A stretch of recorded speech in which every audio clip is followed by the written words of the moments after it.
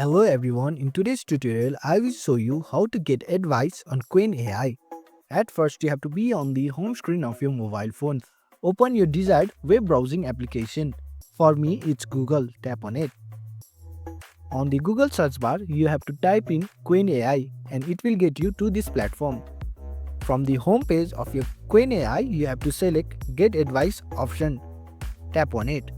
Now just type in your question. For example, if you need career advice, you can ask, what's the best way to negotiate a salary? And tap on send. And Qwen AI will give you a result. If you love the response, you can save it for later or share it with your friend via text or social media. And that's it. Now you know how to get expert advice using Qwen AI on your iPhone.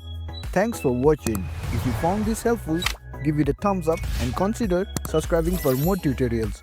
Drop a comment if you have question or suggestion for future videos. And don't forget to check out our playlist. See you in the next one.